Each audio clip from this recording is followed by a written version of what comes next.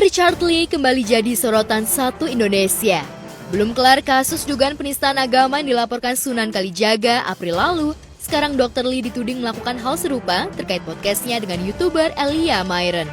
Elia yang tampil sebagai bintang tamu di podcast Dr. Lee pada akhir November lalu, dituding membahas hal-hal yang sensitif dan pernyataannya tidak diedit oleh Dr. Lee sehingga menyinggung masyarakat Muslim. Walhasil klinik kecantikannya yang terletak di kawasan Kelapa Gading terpaksa tutup sementara lantaran didemo oleh sejumlah ormas Muslim. Dr. Lee dianggap sebagai pemecah kerukunan umat beragama. Kita protes kepada Richard Lee yang telah menghina. Untuk itu kita hadir di sini. Memberikan protes kepada Dr. Richard Lee dan Elia Myren harus ditangkap dan diroboh. Setuju? Agenda kita hari ini sebenarnya aksi damai ya. Aksi damai sekaligus juga aksi protes lah terhadap apa yang dilakukan oleh Richard Lee. Karena saya ya atas nama Herwanto itu sudah melaporkan Richard Lee ini kedua kalinya nih. Kemarin dia saya laporkan mengundang salah satu narasumber ya yang sekarang udah masuk penjara nih. Nah yang saya sayangkan sekarang Dr. Richard Lee ini sudah tahu Elia Myren ini di TikTok itu luar biasa. Nah ketika Dr. Richard Lee ini mendengar TikToknya Elia Myren ini, kok justru diundang orang seperti ini. Ya dia akhirnya menyampaikan kesimpulan dia. Bukan tanpa alasan, sejumlah ormas menyebut podcast Dr. Lee berpotensi memecah kerukunan umat beragama.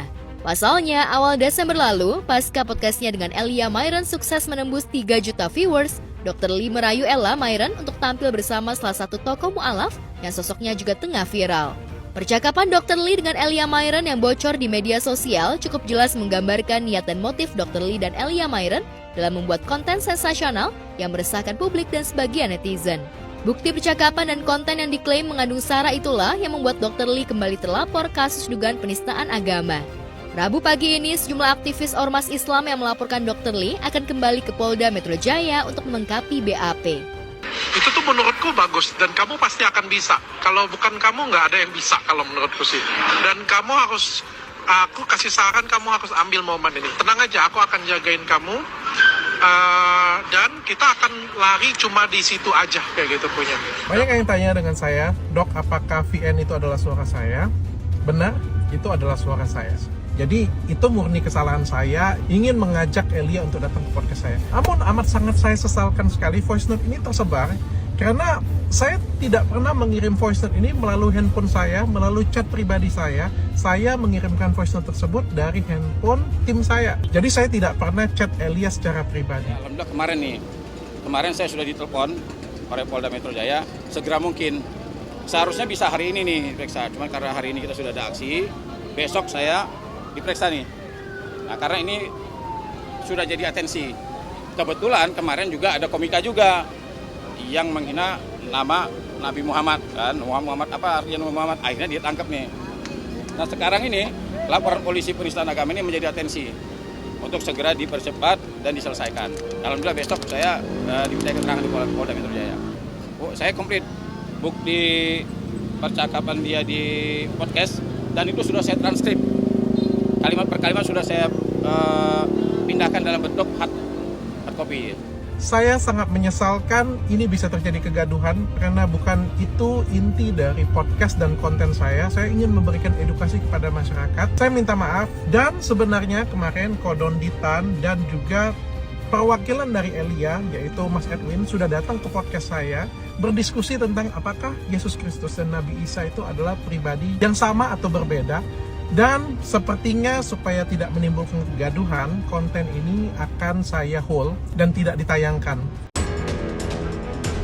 Kasus dugaan penistaan agama jilid 1 belum kelar, Dr. Lee harus menghadapi kasus penistaan agama jilid 2. Namun sama seperti kasus yang pertama, Dr. Lee menyatakan bahwa dirinya hanyalah host yang bertanya kepada tamu podcastnya, bukan dirinya yang membuat pernyataan yang mengandung sara.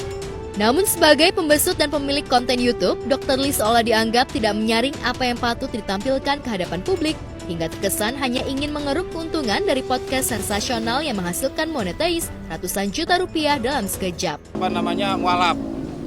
Tapi berita-berita ini dijadikan dia, saya rasa menjadikan komersialisasi.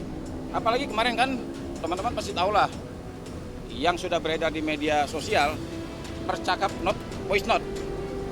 Voice note itu sudah jelas kan bahwa viewers yang dikejar sama dia. Nah ini artinya podcast ini dijadikan bukannya tempat edukasi, bisa dijadikan provokasi dan tadi ya cari cuan. Waktu terdahulu Richard ini saya laporkan kan, dia cengar-cengir aja, cengenges aja. Dia menganggap bahwa loh yang ngomong kan bukan saya, yang ngomong orang lain bukan saya, kata dia. Dia menganggap bahwa ketika orang lainnya mengatakan dia bisa selamat dari hukum. Padahal saya sudah katakan dulu ada perkara pemilik tabloid. Ya. Dia menulis di situ Nabi Muhammad itu terkenalnya nomor sekian lah. Tapi begitu tabloid itu dijual, langsung umat muslim itu marah. Padahal sebenarnya survei dia itu benar sesuai dengan data. Tapi dia ditangkap 5 tahun penjara. Kenapa dia 5 tahun penjara? Karena pemilik tabloid itu punya kewajiban melakukan penyuntingan.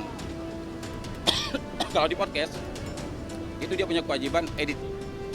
Jadi kalau sana sudah berbau dengan agama yang kira-kira bisa menimbulkan perpecahan, dia harusnya diedit. Nah inilah kesalahan dari Dr. Richard Lee.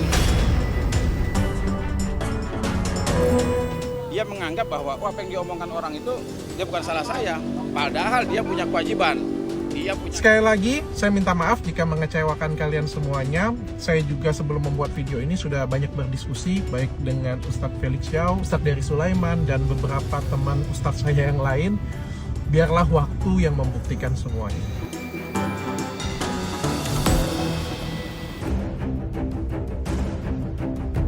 Di Belawan, Medan, Sumatera Utara, aksi seorang pemuda bernama Rizky juga mencetak viral. Rizky yang berusia 20 tahun diciduk unit gabungan Reskrim Polsek Medan, Labuhan, dan Reskrim Polres Pelabuhan Belawan lantaran membawa kabur motor milik seorang remaja putri yang merupakan kenalan barunya di media sosial. Modus Rizky dengan mengajak bertemu korban lalu jalan-jalan dengan motor yang dibawa korban. Setelah menonton dan makan-makan, Rizky meminta korban yang berada di boncengan motor untuk turun sebentar membelikannya rokok. Saat korban tengah berada di warung pinggir jalan, Rizky langsung tancap gas melarikan motor korban. Walhasil korban langsung lapor ke kantor polisi terdekat. Dia menggunakan media sosial, yang alatnya media sosial digunakan adalah IG. Nah, di saat ini itu dia mencari siapa sih yang bisa diajak pertemanan dengan akal. Setelah dia dapat yang dituju, teman yang didapat dia, kemudian pelaku ngajak bertemu.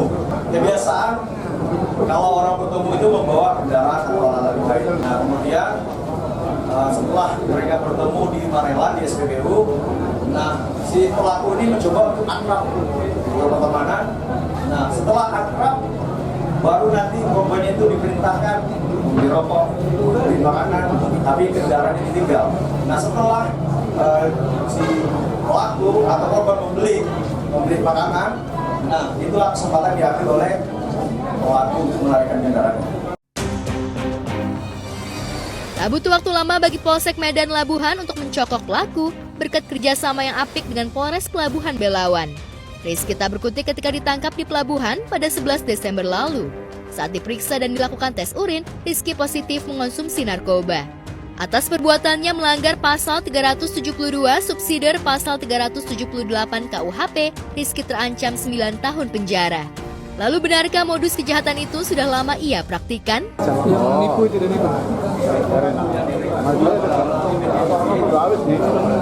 Banyak banget sekarang oknum-oknum modus menggunakan sosial media. Sekarang yang lagi viral, ada oknum yang menggunakan sosial media, dia mengambil motor seorang remaja putri. Untuk sekarang buat teman-teman jangan sampai hal itu terjadi lagi, makanya kita pintar-pintar menggunakan sosial media. Jangan sampai orang yang tidak dikenal langsung bertemu dan kita nggak tahu ke depannya seperti apa. Ya, disinilah kita harus cerdas dalam menggunakan media sosial, apapun itu namanya, terutama buat adik-adik, anak-anak muda yang terutama juga perempuan, banyak yang bisa memanfaatkan media sosial untuk hal-hal yang buruk. Media sosial itu sama seperti televisi. Kalau diibaratkan pisau, maka pisau itu akan bermanfaat kalau ibu-ibu yang menggunakannya untuk memotong sayuran, daging-dagingan dan hal yang manfaat untuk kita. Tapi bisa jadi untuk menusuk korban atau memalak orang kalau dipakai sama orang yang mabok. Makanya yang cerdaslah menggunakan media sosial buat adik-adik semuanya, jangan sampai terjadi hal semacam ini lagi.